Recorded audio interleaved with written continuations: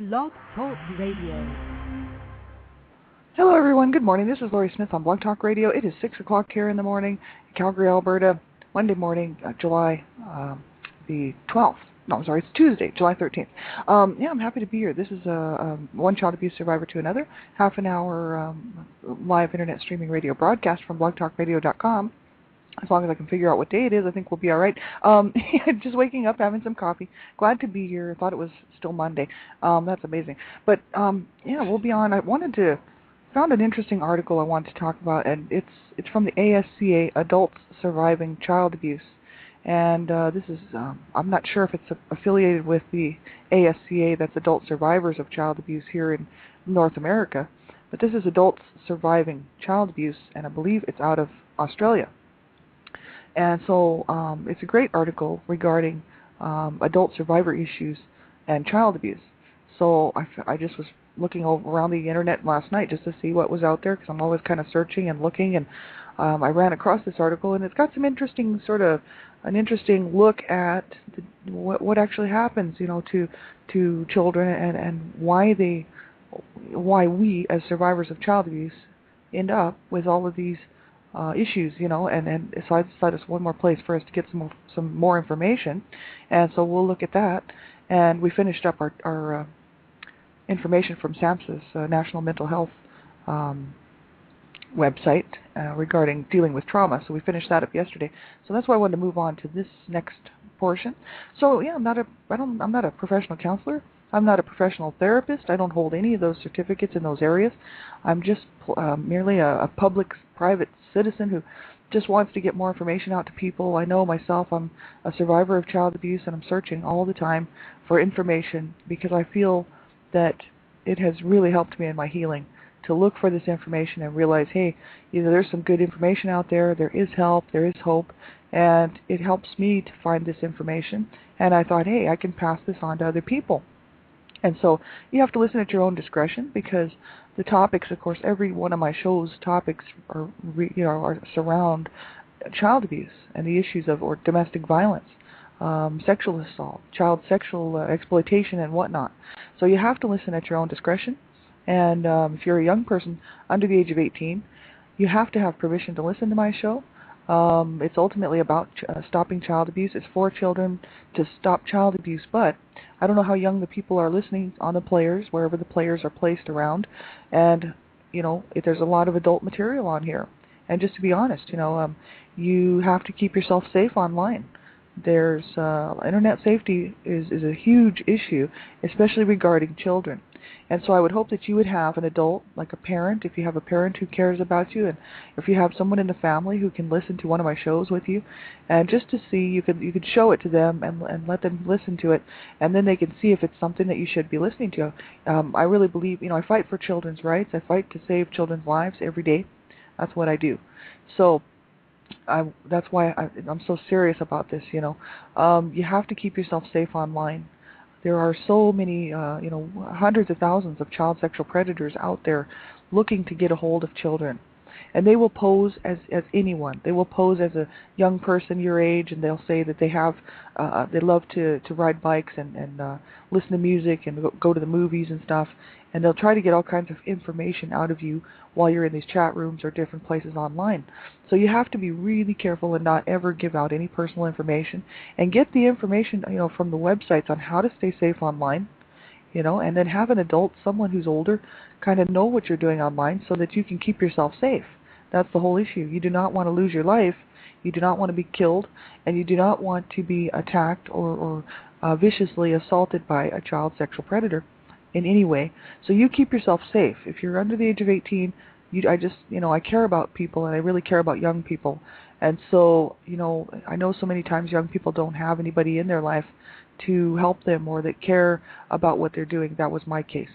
So that's why, I was on the streets, and I was quite often doing things where anything could have happened. I could have been kidnapped. I was almost kidnapped 5 times, and by child sexual predators. So that's why I'm telling you, be very, very careful what you're doing online, and as well out when you're out and running around. There are a lot of sick people out there, and if you want a good website that I really like is the FBI's website. the Federal Bureau of Investigation. They have a website that is for parents and for young people regarding internet safety. And you can just type into your browser FBI Internet Safety, and it'll come up. And there's some great information there on how to keep yourself safe from online sexual predators. So important. So we'll get on with the show. And I just wanted to look at this article. It's really good. It sort of rings true, a lot of it, for me, looking at it. The article is called Life Problems and Abuse, and it's from www.asca.org.au for Australia, AU, and then a whole long set of stuff afterwards. So when you go to that website, www.asca.org.au, you can pull it up, and there'll be all kinds of information on there and resources, information for health professionals, information about their workshops. This is in Australia. And survivor information, and then I'm looking at life problems and abuse under resources. So I just wanted to take a quick look at it because there's some really good information here. And it says, I'm just reading right from their page, and this is their material, not mine. None of my material, actually, none of this stuff that I read out here. That's why I always give the links and references to who this information belongs to and who owns the copyright on it, because I just want to read it and let everyone else kind of know that it's out there so that they can go read it, right? It's very, very good information here. I like it. It says, child abuse is rarely an isolated event, and it usually occurs in the context of other factors which may harm a child's development, such as poverty or parents with mental health or alcohol and drug problems. As children grow up with abusive environments, they develop adaptive ways of thinking and behaving that help them to survive their childhood. In adulthood, however, the defenses and coping mechanisms that help protect the child from the full impact of their abuse often become dysfunctional. And Breer, B-R-I-E-R-E, Breer 2006, has identified 6 key areas in which child abuse affects psychological function in adult life. Number 1, being negative pre-verbal assumptions and relational schemata. Number 2, conditioned emotional responses to abuse-related stimuli. Number 3, implicit sensory memories of abuse. Number 4, narrative autobiographical memories of maltreatment. And number 5, suppressed or deep cognitive structures involving abuse-related material.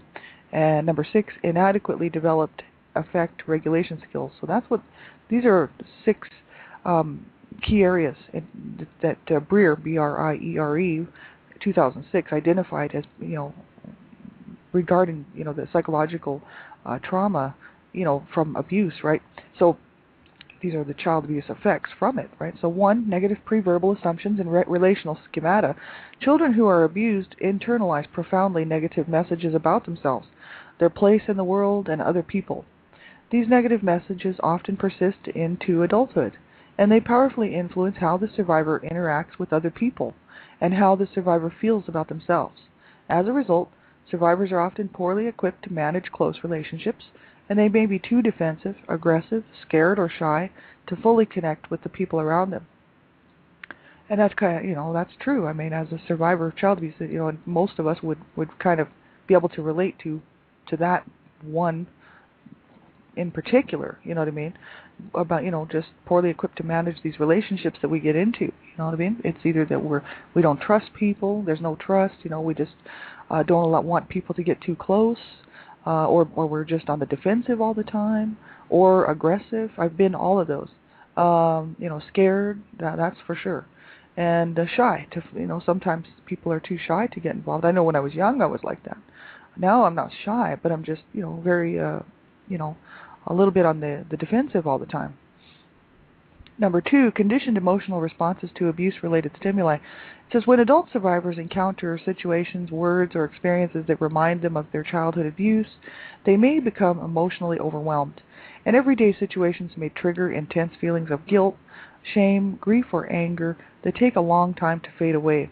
And these emotional storms can make the day-to-day life of a survivor very unpredictable and frightening. This information is really, I find that the way it's written here, it's very interesting. It's almost like this would be very helpful for someone who has not been abused and who is a supporter of someone who has been abused, because it sort of describes it in a way that somebody who has not been abused would know what sort of what it's all about. You know what I mean? That's quite interesting how they wrote that. As survivors, we know that this is a day-to-day walk. And I always thought, actually, I knew I wasn't alone. I had friends who were abused, some of them terribly. The parents were taken to court and they were removed from the home, and they were scarred for life. Their lives were a mess. I knew lots of children who were abused, and that's the problem. It was really unfortunate that, we all knew what was going on in each other's homes and what had happened to each other, right? And that we were used to rely on each other, to sort of support each other and help each other out. As I'm talking young teens, maybe 15, 16, 17 even, where a lot of my friends were thrown out of their homes and they were abused, and that's the whole issue. It's very, very hard when you know that many people who have been abused, and even yourself, right? So, and then growing up as an adult, I met other people who had been abused, and I knew so many people who had been abused. It's just absolutely crazy. If I had a list here to tell you about all the people in my life that I knew were abused for sure, for real, because, it's for real, people. This goes on. It would be so huge. It would be so long. You'd be very surprised. And it was probably because they knew I was abused, so they told me that they were abused. You know what I mean? Some of them I didn't witness the abuse. Some I actually did. So, yeah, that's the whole issue. We know how hard it is to walk this walk every day. And things can trigger us, and just normal things that other people wouldn't think anything about at all, because they have these coping mechanisms built in. As a survivor of child abuse, certain everyday things, for instance, maybe not being able to pay a bill or something, or just normal things. Get the lights, the electricity gets shut off because we didn't pay a bill or something. It just becomes a crisis, you know what I mean? Or the car breaks down. If my car broke down, it was the end of the world for me, let me tell you. Most people wouldn't have handled it quite like that, but I would actually freak out and panic, because my car was my freedom. When I was young, my car was my escape, you know what I mean? Because before I had my car, I was just escaping on foot. But when I got my car, it was my real escape. And I could go anywhere. You know what I mean? So when my car would break down, it would be the end of the world for me. You know what I mean? I'd panic. I'd be in a panic attack. And most people would be like, man, you don't have to take it that hard. It's just a car. It's just breaking down. But me, it was like this whole huge stressor thing.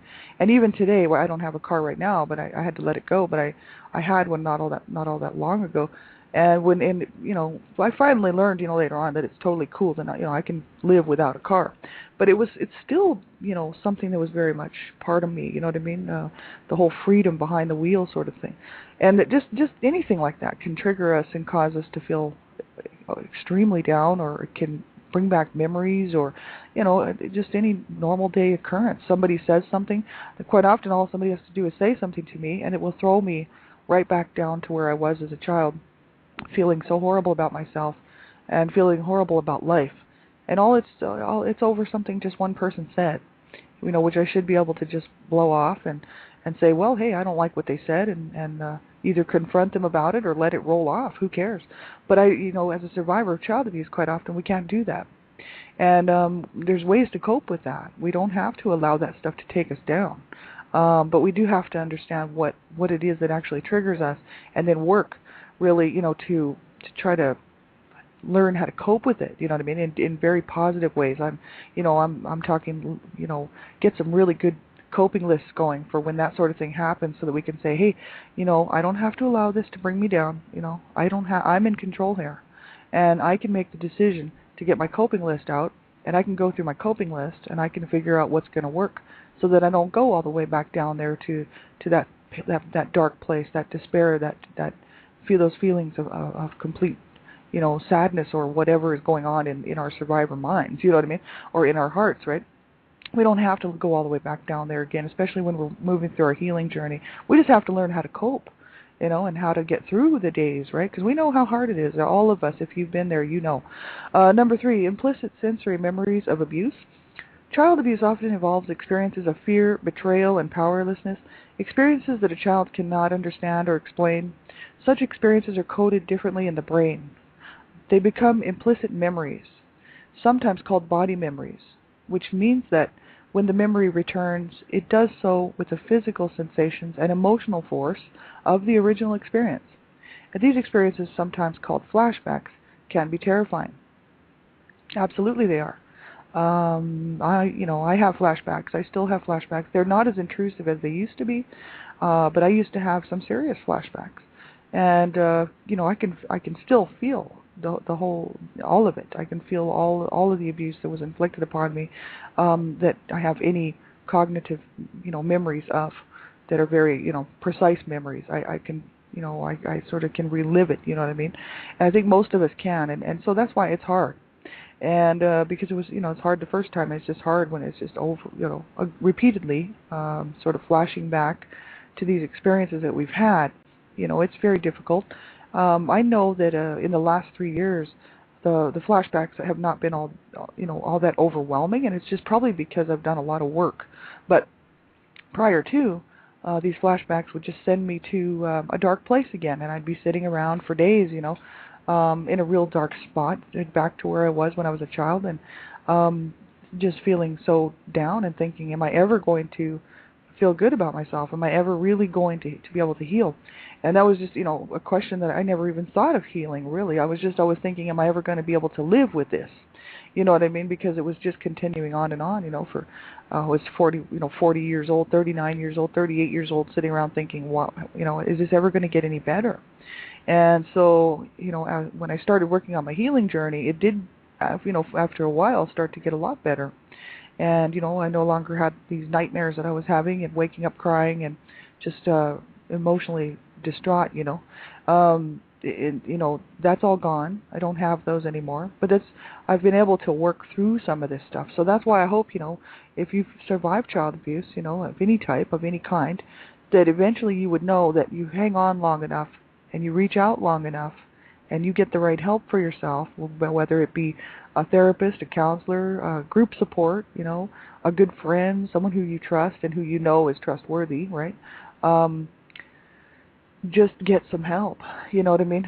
Do not allow yourself to suffer like that on your own in silence, and to think, is this ever going to change? Is this ever going to end? Because there's so many of us out here that are willing and really standing up with our hands up saying, hello, yes, it does change.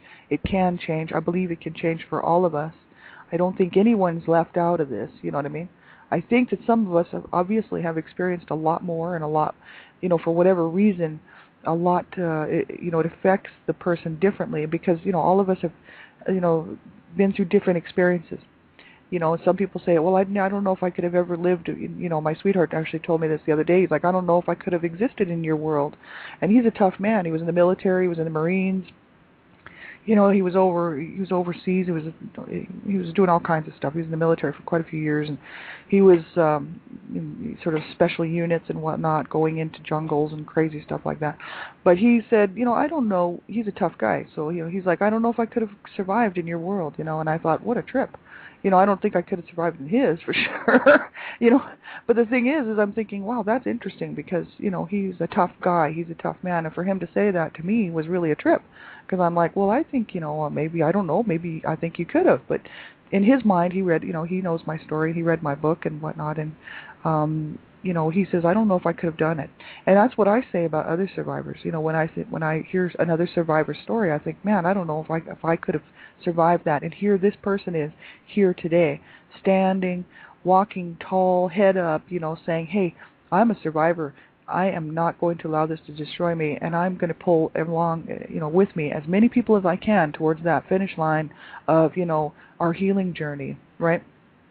And I do believe that we can all do it, no matter what the situation. I had so many friends whose lives were worse than mine, because I know, because they would explain. They told me what had happened to them as when they were young, and and I knew it was true, right? Some of them had just experienced such horrific abuse, and of course they felt bad for me because they heard my story and they would, they'd be like, that's terrible. I'd be like, that's terrible for you too. And so, it was great to have people in my life at that time to talk to, because just about everybody I knew, not everybody, there was a handful of people that did not come from abusive homes, and there was a few of my friends actually that had normal, decent, loving homes, that I thought was great, because I thought, wow, at least there's some normalcy here, because because the rest of us are all not living all that much normal lives. But out of the whole group of my friends, I'd say more of them were abused than not abused, right? Because I couldn't really hang around with people too much who were not abused as a young person, because they didn't understand where I was coming from. I had a lot of nervous problems. I had a lot of problems with anger. People would talk to me and I'd just start crying. You know, like if somebody said even the word boo to me, it just upset me and I'd start crying because I took it as abuse, because I was just being bombarded and assaulted every day by my parents, right? So I found everything was just too hard for me. You know what I mean? I especially in my young teens. You know, like not even teens, but that period there between like 9, 10, 11, 12. I really did not develop properly through those years. Saw a lot of violence. Experienced a lot of physical abuse in that during that time, and the verbal abuse had just never stopped from the time I was born. So by the time I hit 12, I was so disturbed and so extremely freaked out by everything that I basically just shut up and didn't say anything the whole year. And then then when I hit 13, 12 and 13, I started doing drugs, and of course I had some good friends in my life, but I was doing drugs, and then so I never really learned how to cope with what had happened to me properly. And most people couldn't understand where I was coming from. The friends that I did have saw me, and for some reason they were able to see past all that and just look at me for who I was, I guess, and like me for that reason, because I was absolutely out of my head. I was absolutely crazy, at the age of 12 years old. I didn't have any coping skills whatsoever, and I was just high-strung and using drugs, and absolutely, people. I can't believe I actually had as many friends as I did in my life at that time, because I can't imagine why anybody would have at the time wanted to hang around with me. Kids in school would make fun of me. They thought it was very strange. I'd wear the same clothes like day after day after day. And there was just no care in my home, right? So I had some serious issues, and so it's so incredibly hard. We know how it is, and these memories, they stay with you. I can remember, there are a few memories that I have that are kind of not quite all there, and so those I did not include in my book. But anything that I know, and I can even point out where I was in the house, where the furniture was, what was happening, what time of day it was, and what my mom or dad was wearing, that particular day. I can remember all of that. So my memories are very clear, very sharp, and so those are cognitive. But there are a few that I have that are kind of repressed, and those ones I haven't even worked through yet. So that's the thing. It's very, very hard. And these body memories, I can recall it all. And it's sad, because I can still feel the beatings, I can still feel the whole thing, and the burnings, and I can feel it all, and it just really bothers me, and it makes me upset. But the thing is, I have learned how to cope with that. You know what I mean? I've learned to push it away, not push it away just to not deal with it, but just to say that's a flashback. I don't have to let that get to me. You know what I mean? I understand what it is. It's a memory coming in for some reason. I saw something on TV, read something, because constantly being triggered because of the work that I do regarding child abuse, right? But I was willing to do it. And I think, I had to do it because I had to face it. This has probably been the best therapy for me, was to get involved 3 years ago, to get off the couch and start getting involved with human rights issues, domestic violence issues, child abuse issues, because what it did was allow me to actually face my abuse and say, okay, all right, I'm going to admit to the world that I was abused as a child, and so was my entire family. They were all abused, and including my mom. And the sad thing is that a lot of people in my family, actually all of them, are completely ignoring what I'm doing. They do not want to get involved. They're like, no, because then they'd have to admit that I'm right, and they'd have to admit that they were abused as well, and they don't want to admit that, because then they have to face it. You know what I mean? So by me doing this, I forced myself to face this whole thing, and to really take a look at it so I can heal. So if I hadn't done that, I would have been still sitting back on a couch where I was 4 years ago, not knowing what to do to heal, and just thinking, is this ever going to change? Well, it does change, and it can change, and you just have to keep moving forward at your own pace, what you're comfortable with. Find something that works for you, whether it's a counselor or a therapist, like I said earlier, a group support. I didn't go to counseling or therapy. I still haven't. Wouldn't mind. I just don't have the money for it. I don't have the benefits for it. But I think in the future, if I ever did, I wouldn't mind. And group support, that's where it is for me. I really like any kind of group support. I feel there's safety in numbers, and I'm just much more comfortable, with the whole idea of safety in numbers. So that's me on that. And then the number 4, we'll just check this one out real quick. Narrative autobiographical memories of maltreatment. For many adults, abuse is a part of their life's history. Making sense of this abuse poses a number of challenges. Why did it happen? What does it say about my family? What does the abuse say about me? These are common questions for many survivors. And, that's very true. That's why I think my family doesn't want to face it, because then they have to say, what was wrong with our parents? See, I'm okay saying that because I'm okay. When I was angry with my parents, I was okay being angry with my parents. And that's the whole issue. I think some of my family members, they don't want to embrace it, because then they feel like, well, then if I do that, how can I love my mom? How can I love my dad, knowing, acknowledging what they did, because they know what happened, right? And so, that's the whole issue. They would have to face it, and then could they then handle the whole fact that, because it's hard, let me tell you. I had to, forgive my parents. In order for me to not have this hatred in my heart and this complete rage going on in my heart, and anger and evil thoughts, in order to get rid of that out of my heart and allow love to come in, to love myself first of all, and to learn to love this life and this world. In order to allow love to come in, I couldn't have hate in my heart, you know what I mean, towards my parents. So what I did was I put the hate on what they had done. I said, okay, I don't hate my parents, but I hate what they did. I don't hate my family, but I hate what happened to it. And I don't condone abuse in any way. But I had to forgive my parents, because I had to realize just how truly ignorant they were to do what they did, and think that it was okay, because they just thought it was fine to do that stuff to their children. They didn't think there was anything wrong with it at all. And even my dad today thinks there's absolutely nothing wrong with the way he treated his family, which is pathetic. But in his mind, he thinks he was just perfectly fine, no problem. You can bash your kids' heads in, no sweat. You can kick your kids across the room.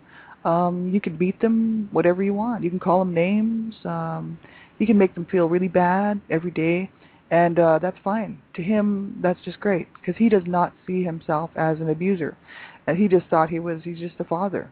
So, he has no sense of what he did to us, right? So it doesn't do any good to, I used to try to make him see it, when I was younger, because our relationship was just very violent and very stormy.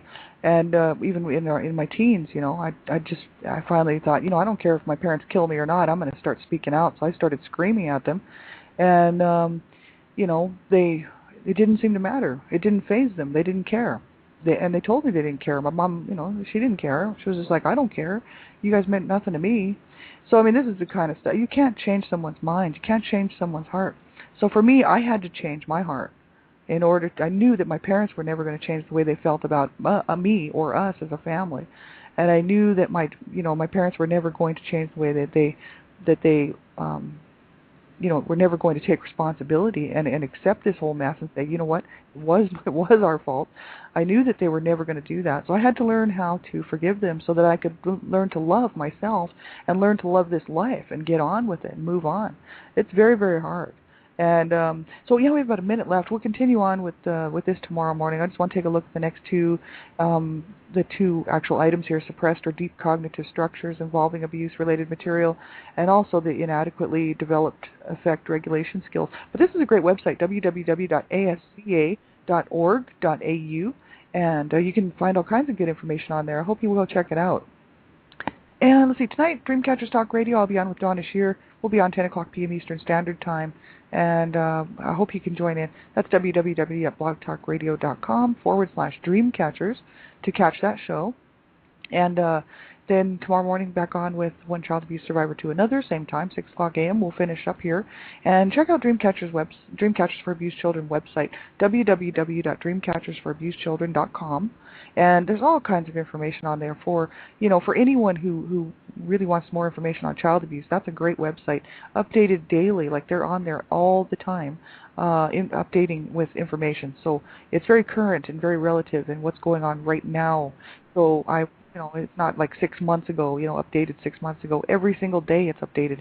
So I would hope everybody would go and check that out. And survivors, there's lots of good information on there for survivors as well. So have a great day, everybody. Take care of yourselves. If you need anything, get a hold of me on Blog Talk Radio, or you can get a hold of me here on Facebook or wherever. I'll be around later, and I'm always available. So especially to be a shoulder and to be a friend. So if you need anything, or I can help you find some resources or whatever, be sure and let me know. And otherwise, take care of yourselves and have a great day, everyone. We'll be seeing you real soon. Bye-bye.